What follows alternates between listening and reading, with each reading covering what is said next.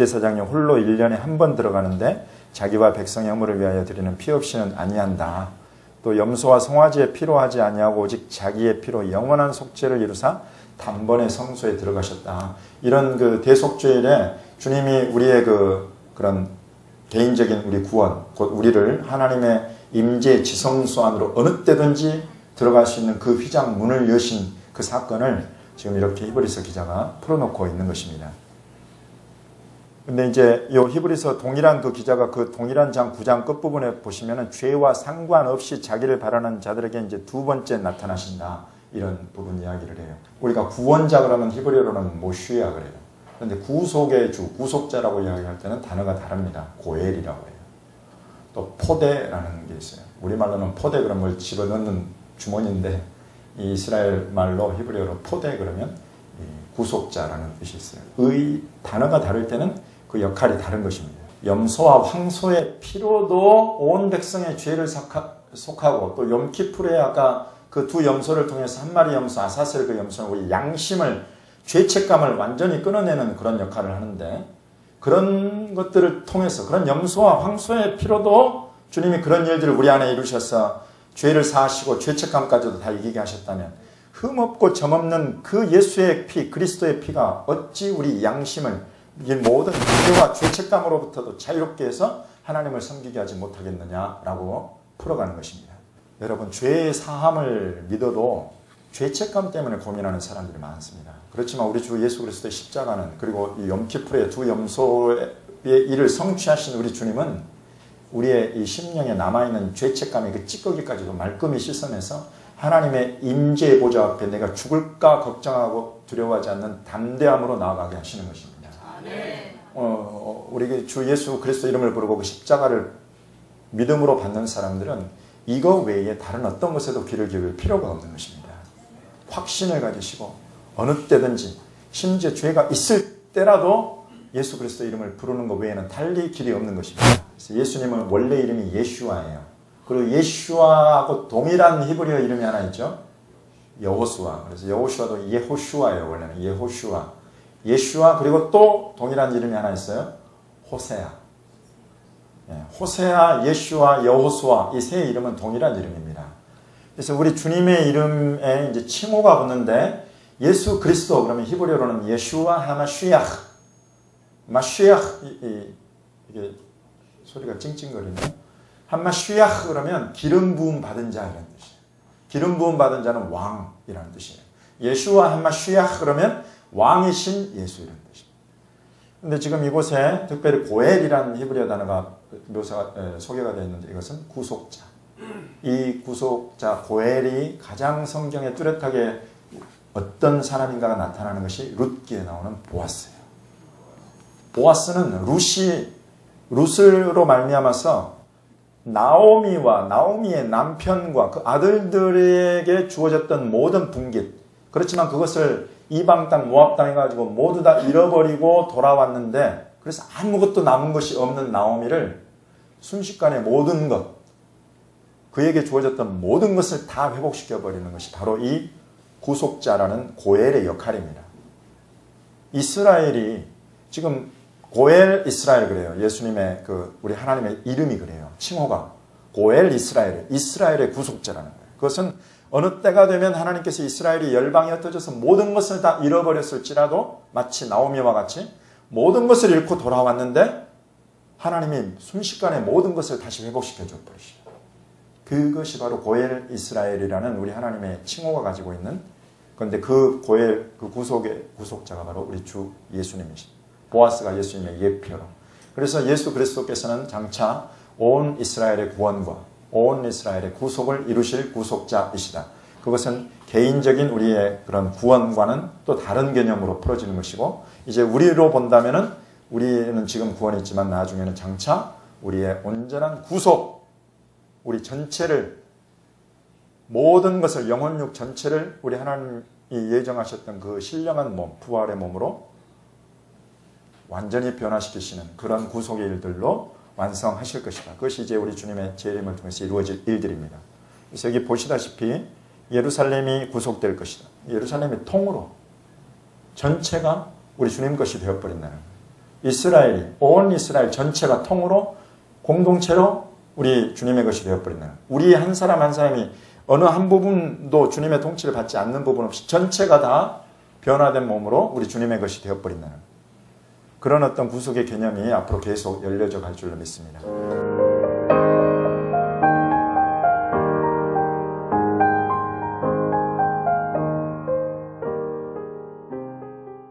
이제 드디어 마지막 절기입니다. 쭉쭉 제가 그냥 설명만 해드리고 넘어가겠습니다.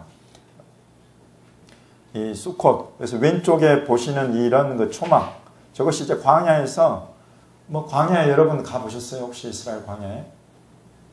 뭐 있어봐야 우리가 시딤나무라고 부르는 그 조각목, 그래서 그 아카시아목, 이런 나무들, 그리고 이제 몇 가지 뭐 그런 목재료가 있고, 이런 관목, 풀들, 이런 것들이 있어요. 그럼 이렇게 크게 뼈대 하나 잡고 그곳에다 풀들 얹고 그곳에 들어가서 사는 거. 이것이 바로 수카, 초막이라는 거예요. 이것을 하나님께서 명령하시는 거예요. 7째 달 15째 날은 초막절이다. 여호와를 위하여 이레 동안 지킬 것이라 이레 동안을 초막에 거주해라. 그것은 뭐냐면 여러분 우리가 가장 쉽게 범하는 것이 뭐냐면 굉장히 힘들고 어려웠던 그때에는 하나님을 간절히 찾고 열심히 찾습니다. 이제 하나님이 복을 주셔서 좋은 땅으로 옮기고 집을 주시고 땅을 일구어서 좋은 많은 소출이 있게 하시면 하나님을 잊어버려요. 근데 하나님이 이런 명령을 통해서 이전에 그때에 너희가 하나님을 찾았던 그 마음과 또 하나님이 너희를 그때에 먹이시고 입히셨던 것, 이 하나님을 잊지 말아라. 이런 명령으로 초막에 거주하라 그러십니다. 이는 내가 이스라엘 자손을 애굽 땅에서 인도하여 내던 때에 초막에 거주하게 한 줄을 너희 대대로 알게 하네. 이런 어떤 기억하라는 그런 개념이 있어요. 다음. 그래서 이스라엘의 이 초막절이 되면 크고 작은 초막들이 그냥 이스라엘 곳곳에 있어요. 이것은 예루살렘 시청 앞 광장의 대형 초막이에요. 대형 초막을 지어놓고 이곳에서 노래 자랑을 합니다. 이 사람들이. 이런 뭐 왼쪽에는 말하자면 예루살렘의 명동이라고 불리는 벳예후다 거리에 저런 가게에서도 저런 초막을 만들고 저곳에 손님을 받아요. 이곳은 통곡의 벽 앞에 그 통곡의 벽을 관장하는 종교 지도자들이 만들어 세우는 그런 초막이에요. 그래서 이것은 안으로 들어가면 굉장히 화려해서 초막 같지도 않아요. 이제 4가지 식물을 손에 잡고 흔들으라고 그래요. 그런 의미까지 제가 다 설명드리기는 오히려 주의가 분산이 되는 것 같고 일단 넘어가겠습니다. 4가지 식물을 저렇게 잡고 기뻐하라 그러는데 이 사람들이 이제 4가지 식물을 통곡의 벽 앞에 와가지고 흔들면서 하나님 앞에 기도하는 거예요. 하라면 하는 거예요, 이 사람들은. 여러분들 초막절 관심 갖고 초막절에 4가지 식물 구해가지고 이렇게 흔들면서 기뻐해 보신 적 있으세요? 성경이 그렇게 하라고 하니까 내가 한다.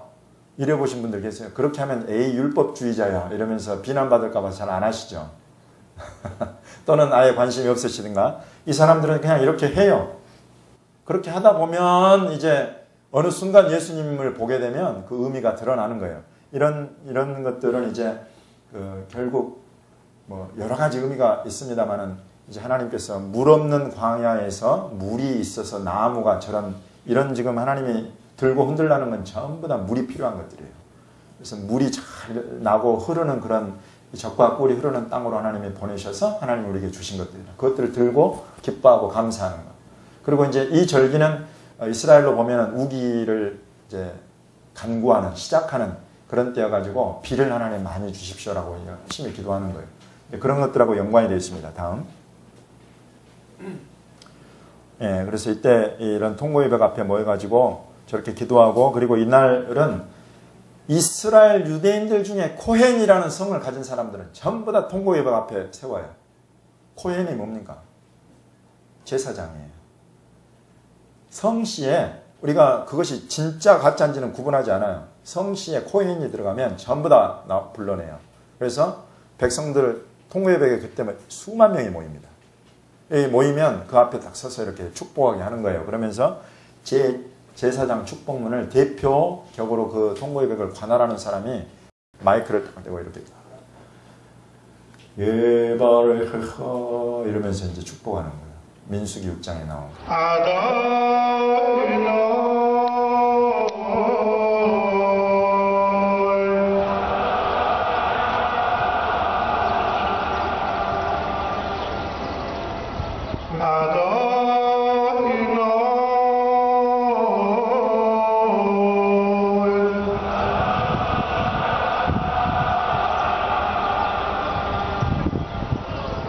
이 초막절이 가지고 있는 이름 중에 또 하나의 이름이 이거예요.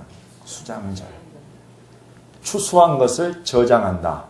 주님이 둘 다 추수 때까지 함께 자라게 두라. 그러면서 이 추수 때에 내가 추수꾼들에게 말하기를 가라지는 먼저 거두어 불사르게 단으로 묶고 공식은 모아 내 곳간에 넣으리라. 요 아래 이제 그 설명을 해주십니다. 주님이 가라지를 뿌린 원수는 마귀요 추수 때는 세상 끝이요 추수꾼은 천사들입니다. 그런 하나님 나라 추수, 대추수 하고 그걸 곳간에 모아드리는 이것, 바로 이것이 수장절, 곧 초막절에 주님이 재림으로 말미암아 이루실 일이라는 거예요. 이제 우리 가운데 우리는 전부 다 알곡으로 주님의 곳간에 들어가야죠. 아멘. 네. 우리 가운데 누군가 가라지가 있지 않기를 바랍니다. 이제 천사들을 보내서 이 때에 바로 이 초막절이라는 이 기간에 이렇게 가려서 반드시 가려낸다. 여러분 선교지에 나가봐도 이름이 선교사인데 저건 도저히 그리스도인이 아니야. 이런 사람들이 있어요 정말. 근데 그거를 누가 알겠어요? 자칫 저거 손대다가 정말 알곡 상할까 봐 싶다 이런 사람들이 있어요. 주님은 이제 그런 사람들 추수 때까지 두어라 막 이러면서 이제 가르치시고, 그리고 여기 보시면 이제 24장에 그가 큰 나팔 소리와 함께 천사들을 보내리니 그들이 그의 택하신 자들을 하늘 이 끝에서 저 끝까지 사방에서 모으리라. 곧 주님의 재림 나팔절과 그리고 이 바로 15일 만에 이 시작되는 이 초막절 곧 수장절, 이것이 주님의 재림으로 연결되어 있는 것을 우리가 보게 되는 것입니다. 그래서 이 가을의 절기는 철저하게 주님의 재림을 담고 있어요. 이 초막절의 가장 큰 의미, 이건 어떻게 보면 유대적인 의미예요. 그래서 우리가 잘 모르는 의미가 하나 있습니다. 바룩 하바 베셈 아도나이, 아까 여러분 찬송하신 이 찬송과 연관이 되어 있는 것입니다. 바룩 하바 베셈 아도나이, 곧 찬송하리로다 주의 이름으로 오시는 이여라고 번역이 되어 있죠. 근데 그걸 요즘 말로 옮겨본다면 바룩 하바 그러면 환영합니다 이런 뜻이, 어서 오십시오 이런 뜻이에요. 베셈 아도나이, 아도나이는 여러분들 잘 아시다시피 여호와라는 우리 하나님의 이름을 발음할 수가 없기 때문에 주, 아도나이라는 주로 바꾼 거예요.